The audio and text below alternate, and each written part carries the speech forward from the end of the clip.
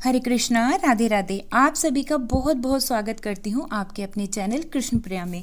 बहुत दिनों से वीडियो नहीं आ रही थी। कई भक्तों का कमेंट भी आ रहा था कि दी आप वीडियो क्यों नहीं डाल रही हैं, आप वीडियो डालिए। तो देखिए, बीच में मुझे समय ही नहीं मिल पाया वीडियो बनाने के लिए, इसीलिए मैं वीडियो नहीं डाल पाई। इसके लिए मैं आप सभी से माफ़ी चाहती हूँ, लेकिन मैं आप कोशिश करूँगी कि आप जो मुझसे पूछ रहे हैं उसके लिए मैं आपको वीडियो बनाकर दूँ। आज हम इस वीडियो में जानेंगे कि तुलसी विवाह वाले दिन लड्डू गोपाल जी की सुबह के समय में सेवा कैसे करें और वो कौन सी खास चीजें हैं जो कि तुलसी विवाह के दिन हमें अपने लड्डू गोपाल जी के लिए जरूर से लेकर के आनी चाहिए। तो यहाँ पर हमारे श्याम सुंदर जी अभी सोए हुए हैं। उनको बहुत ही हल्के हाथों से सहलाते हुए, उनके हाथ पैर को थोड़ा सा हल्के हल्के हाथों से दबाते हुए हम लल्ला को जगाएंगे। देखिए, लल्ला को जगाने का हर किसी का अपना अपना तरीका होता है। कोई अपने लड्डू गोपाल जी को घंटी बजाकर जगाते हैं, कोई शंख बजाकर जगाते हैं और कई भक्त तो तालियां बजाकर अपने लल्ला को जगाते हैं। लेकिन ये सबके अपने अपने भाव के ऊपर निर्भर करता है। हमारे लल्ला तो बहुत छोटे से बच्चे हैं, तो हमें ऐसा लगता है कि अगर हम तालियां बजाएंगे या घंटी बजाएंगे तो कहीं वो डर ना जाएं, इसीलिए हम उनको सहलाते हुए और उनके नाम को पुकारते हुए ही लल्ला को जगाते हैं। आप राधे राधे बोलकर भी लड्डू गोपाल जी को जगा सकते हैं। आप उनको जो है कोई भजन भी सुना सकते हैं। इस समय कार्तिक का पावन पवित्र महीना चल रहा है, तो जो लोग कार्तिक का स्नान करते हैं तो वो सुबह 4 बजे उठ के स्नान करते हैं। उसके बाद में वो ठाकुर जी की सेवा करते हैं, ठाकुर जी को जगाते हैं। कार्तिक के पूरे महीने ठाकुर जी को सुबह जल्दी जगाना चाहिए और फिर उनकी सेवा पूजा करनी चाहिए। देखिए, कार्तिक के महीने में ही तुलसी विवाह भी आता है। इस दिन देव उठनी एकादशी भी मनाई जाती है। तो देखिए, सबसे पहले देव उठाए जाते हैं, उसके बाद में तुलसी विवाह किया जाता है शालिग्राम जी के साथ में। अच्छा, तुलसी विवाह वाले दिन या देव उठनी एकादशी के दिन लड्डू गोपाल जी की सेवा सुबह के समय में कैसे करनी है। तो देखिए, अगर आप कार्तिक के स्नान करते हैं तो कार्तिक के स्नान करने के बाद में आप लड्डू गोपाल जी को सुबह जल्दी जगाते होंगे। लेकिन अगर आप कार्तिक स्नान नहीं करते हैं तो आपको क्या करना है ना, और दिन के हिसाब से थोड़ा सा लड्डू गोपाल जी को जल्दी जगाना है, फिर उनको जलपान आदि कराना है, फिर उनको स्नान करवाना है। अच्छा देखिए, एक भक्त ने मुझसे सवाल किया था कि दी हमने है ना कार्तिक के महीने में ठाकुर जी का जो स्नान का जल होता है उसको प्रसाद रूप में ग्रहण करने का नियम लिया हुआ है, लेकिन हम ठाकुर जी को जब स्नान करवाते हैं तो उनके लिए जब हम आसन लगाते हैं तो वो चंदन से हम स्वास्तिक बनाते हैं, तो क्या हम उस जल को ग्रहण कर सकते हैं। तो देखिए, अगर आपने ऐसा कोई नियम लिया है तो आप जो है थाली में स्वास्तिक ना बनाए चंदन से, आप ऐसे ही लल्ला को स्नान करा दें या पंचामृत से स्नान करा दें या कच्चे दूध से स्नान करा दें, फिर आप उसको अच्छे से ग्रहण कर सकते हैं। अच्छा, अगर आपने कोई ऐसा नियम नहीं लिया हुआ है तो तुलसी विवाह वाले दिन या देवउठनी एकादशी के दिन आप लल्ला को जो है अच्छे से पात्र में चंदन से स्वास्तिक बनाएं, फूलों का आसन लगाएं और फिर आप जो है कच्चे दूध से इस दिन स्नान करवा सकते हैं, पंचामृत से स्नान करवा सकते हैं, आप शुद्ध जल से भी लल्ला को स्नान करवा सकते हैं। देखिए, कार्तिक के महीने में ना मौसम बहुत तेजी से बदलता है। हमारे यहाँ तो इस समय काफी गर्मी है,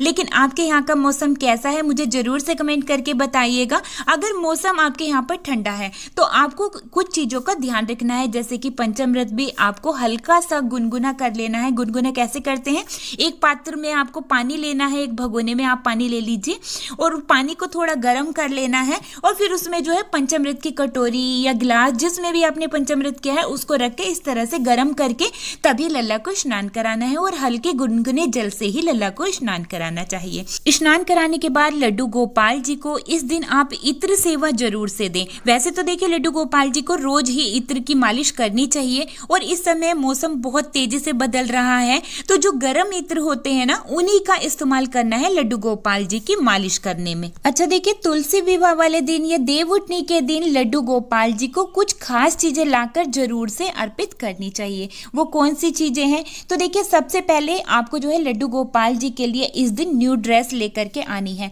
कोशिश आपको ये करनी है कि ये ड्रेस पीले रंग की हो, क्योंकि पीला रंग हमारे ठाकुर जी को अत्यधिक प्रिय है। अगर आप घर पर ही लड्डू गोपाल जी की ड्रेसेस तैयार करते हैं तो आप पहले से ही लड्डू गोपाल जी के लिए एक ड्रेस बनाकर जरूर से रख लें। इस दिन आप लड्डू गोपाल जी के लिए एक नया मुकुट या नया सेहरा जरूर से लेकर के आए और एक लकड़ी की बांसुरी इस दिन जरूर से लेकर के आए और अपने ठाकुर जी के हाथों में उसे जरूर से दें। देखिए, बहुत सारे भक्त जिनके यहाँ पर शालिग्राम जी नहीं हैं तो वो जो है तुलसी तुलसी जी की जो पूजा करते हैं ना, वो ठाकुर जी को विराजमान करके ही करते हैं। तो वहाँ पर वो लड्डू गोपाल जी को विराजमान करते हैं। तो इस दिन लड्डू गोपाल जी को बहुत ही सुंदर सा श्रृंगार धारण करवाना है और आप इस दिन अपने लड्डू गोपाल जी के लिए श्रृंगार की बहुत सारी सुंदर सुंदर सी चीजें लाकर भी अर्पित कर सकते हैं। ठीक है। अच्छा, तुलसी विवाह के दिन लड्डू गोपाल जी को वहीं पर ही विराजमान करके पूजा करनी होती है जहां पर हमारी तुलसी माता विराजमान होती हैं। देखिए, जिस दिन तुलसी विवाह होता है तो तुलसी जी के गमले को बहुत ही अच्छे से साफ करना होता है, फिर उसको गेरू से रंगना होता है और तुलसी जी को विराजमान करने के लिए सुंदर सुंदर से मंडप तैयार किए जाते हैं और वहां पर रंगोली भी बनाई जाती है। ठीक है। तो वहीं पर आपको जो है लड्डू गोपाल जी को भी विराजमान करना है और शालिग्राम जी और तुलसी जी को अच्छे से आसन पर विराजमान करके विधिवत पूजा अर्चना की जाती है। अच्छा, इस दिन लड्डू गोपाल जी को किन चीजों का भोग लगाना चाहिए? तो देखिए, देवउठनी एकादशी जिस दिन तुलसी विवाह होता है तो सबसे पहले देव उठाए जाते हैं, उसके बाद में तुलसी विवाह किया जाता है। तो देखिए, तुलसी विवाह वाले दिन आपको जो है लड्डू गोपाल जी को पकवान का भोग लगाया जाता है। आप पूड़ी बना सकते हैं, सब्जी बना सकते हैं, आप जो है मिठाई का भोग लड्डू गोपाल जी को लगा सकते हैं, फलों का भोग लड्डू गोपाल जी को लगा सकते हैं। जो भी मौसम के फल हैं आप उनका भोग लगा सकते हैं। आप जो है सूखे मेवे का भोग भी लड्डू गोपाल जी को लगा सकते हैं। अच्छा, देखिए, तुलसी विवाह, देवउठनी एकादशी बड़ी एकादशी होती है। तो जो लोग एकादशी के व्रत शुरू करना चाहते हैं तो वो देवउठनी एकादशी से व्रत शुरू कर सकते हैं। अच्छा, अगर आपके घर पर शालिग्राम जी हैं तो शालिग्राम जी को भी बढ़िया पंचामृत से इसी तरह से स्नान करवाना है सुबह के समय में, जैसे आप लड्डू गोपाल जी को स्नान करवाएं। तो और इस दिन लड्डू गोपाल जी के साथ साथ आपको जो है शालिग्राम जी को तुलसी पत्ता जरूर से अर्पित करना चाहिए। हो सके जो मंजरी वाली तुलसी जी होती है ना, उनको आप अर्पित जरूर से करें। और इस दिन तुलसी जी तोड़ी नहीं जाती है, इस बात का विशेष ध्यान रखना है।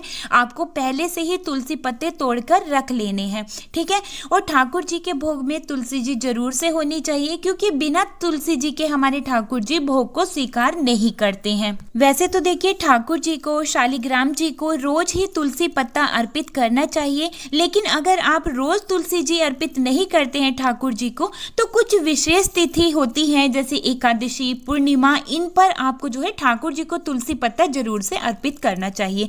देखिए, शालिग्राम जी को तो रोज ही तुलसी जी जरूर से अर्पित करनी चाहिए। तो जी, तुलसी विवाह के दिन, देवउठनी एकादशी के दिन इस तरह से आप अपने लड्डू गोपाल जी की सुबह के समय में सेवा कर सकते हैं। और जो चीजें मैंने आपको बताई है ये लाकर आप अपने ठाकुर जी को इस दिन अर्पित कर सकते हैं, बहुत ही शुभ रहता है। अच्छा, आप इस दिन भजन कीर्तन अपने घर पर करवा सकते हैं। भगवान के नाम का जाप अधिक से अधिक करें। इस दिन भगवान के नाम का जाप करना बहुत ही शुभ और फलकारी होता है। तो जी, तुलसी विवाह के दिन इस तरह से आप अपने लड्डू गोपाल जी की सुबह के समय में पूजा सेवा कर सकते हैं। उम्मीद करती हूँ आज की वीडियो आप सभी को बहुत ही पसंद आई होगी। वीडियो अच्छी लगी है तो लाइक शेयर जरूर से कीजिएगा। अगर आपको कोई सवाल है तो नीचे कमेंट बॉक्स में लिख के पूछ भी सकते हैं। अगर चैनल पर पहली बार आए हैं तो प्लीज चैनल को सब्सक्राइब जरूर से कर लीजिएगा। अब मैं वीडियो को यहीं पर ही रोकते हुए लेती हूँ आप सभी से विदा। मिलती हूँ एक और नई वीडियो के साथ।